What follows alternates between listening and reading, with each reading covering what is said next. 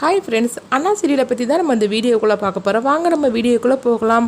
பாண்டியம்மா சண்முகத்தோட வீட்டுக்கு வராங்க. அப்போ பரணி பார்க்குறாங்க. இவன் எதுக்காக இப்போ இங்கே வந்திருக்கிறா அப்படின்னு சொல்லி பார்த்துட்டு இருக்கும்போதே சூடாமணியை பற்றி ரொம்பவே தப்பாக பேச ஆரம்பிச்சிருந்தாங்க பாண்டியம்மா. அப்போ கண்ணி சொல்கிறாங்க, இங்கே பாரு, எங்கள் அம்மா பற்றி இதுக்கு முன்னாடி நீ ஒரு வார்த்தை தப்பாக பேசணுன்னு வச்சுக்கோங்க, அப்புறம் நான் சும்மா விட மாட்டேன் பார்த்துக்க அப்படிங்கும்போது உன்னால் என்னை என்னடி பண்ண முடியும் அப்படின்னு பாண்டியம்மா கேட்கவும் பரணி சொல்கிறாங்க, இங்கே பாரு, எங்கள் அத்தையை பற்றி இதுக்கு முன்னாடி நீ ஒரு வார்த்தை தப்பாக பேசணும்னு வச்சுக்கோங்க, அதுக்கப்புறமா என்ன பண்ணுவேனே தெரியாது, ஒழுங்கு மரியாதை இங்கிருந்து போயிரு அப்படின்னு சொல்லி பாண்டியம்மாவை பரணி விரட்டி விட்டுருந்தாங்க.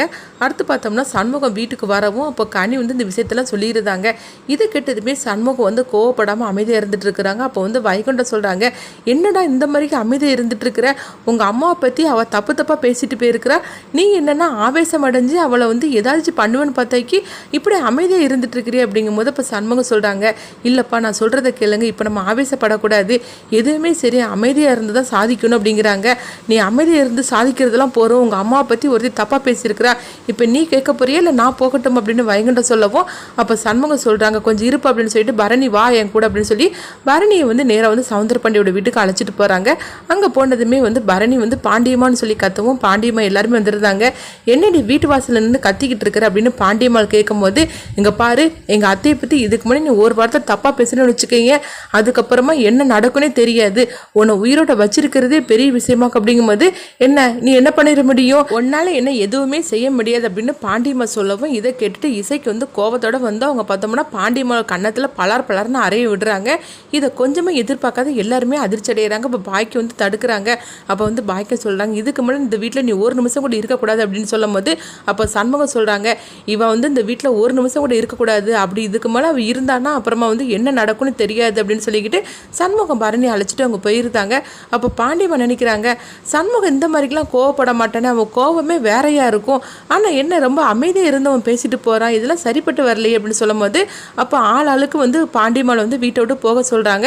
அப்போ பாண்டியம்மா சொல்கிறாங்க, சவுந்தரபாண்டி உங்கள்கிட்ட கொஞ்சம் தனியாக பேசணும் வான்னு சொல்லி கூட்டிகிட்டு போகவும் அப்போ சவுந்தரபாண்டி சொல்கிறாங்க, இதுக்கு முன்னாடி நீ இந்த வீட்டில் இருக்காத, பேசாமல் இந்த வீட்டை விட்டு போயிரு, ஏன்னா நீங்கள் இருக்கிறது யாருக்குமே பிடிக்கல அப்படின்னு சொல்லும் போது என்ன நீயும் அவங்க கூட சேர்ந்து பேசிகிட்டு இருக்கிறியே, என்ன அம்மன் சாமிக்குள்ளது நகையெல்லாம் எடுத்து திருடணுமே, அதுக்கப்புறம் அந்த நகையில் பாதி தானே கணக்கு கட்டணும், மீதி நகையை காணலையே, இதெல்லாம் எங்கே போச்சுது, எல்லாமே உங்ககிட்ட தானே இருக்குது, அந்த விஷயத்தை பற்றி இப்போ நான் சொல்லட்டுமா அப்படின்னு கேட்கவும் இதை கிட்டதுமே சவுந்தரபாண்டி அதிர்ச்சி அடைகிறாங்க.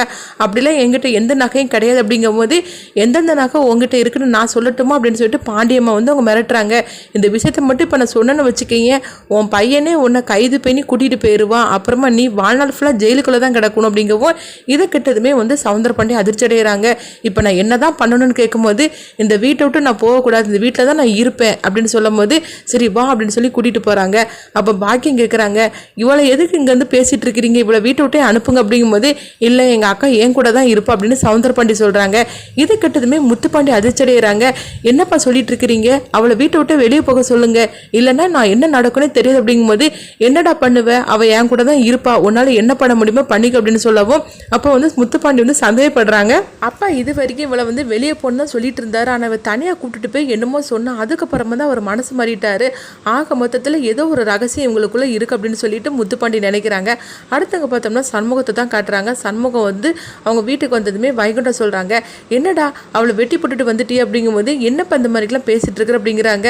என்ன சண்முகம், நீ பழைய ஆள் மாதிரிக்கே தெரியல, நீ பழைய சண்முகமாக இருந்தேன்னா இந்த நேரத்தில் சூடாமணி பேசுனதுக்காக நீ அவளை என்ன பண்ணிட்டு வந்திருப்பேன்னு எனக்கு தெரியும், ஆனால் இப்போ நீ ரொம்பவே மாறிட்ட, ஏன் அந்த மாதிரிலாம் இருந்துட்டு இருக்கிற அப்படின்னு வைகுண்டம் சொல்லவும் அப்போ பரணி வைகுண்டத்தை சமாதானப்படுத்துதாங்க. ஆமா கொஞ்சம் அமைதியாக இருங்க அப்படின்னு சொல்லி அவங்க சமாதானப்படுத்துவோம். இதெல்லாம் வெங்கடேஷ் பார்த்துட்டு இருக்கிறாங்க. ஓஹோ இவங்களுக்குள்ள இவ்வளோ பெரிய பிரச்சனை போயிட்டு இருக்குது, இதை சும்மா விடக்கூடாது, நம்ம போய் அந்த பாண்டியம்மாவை சந்திக்கலாம் அப்படின்னு வெங்கடேஷ் நினைக்கிறாங்க. அடுத்துதான் அந்த கதை என்ன மாதிரி கொண்டுட்டு போகிறாங்கன்னு சொல்லி நம்மளும் வெயிட் பண்ணி பார்க்கலாம்.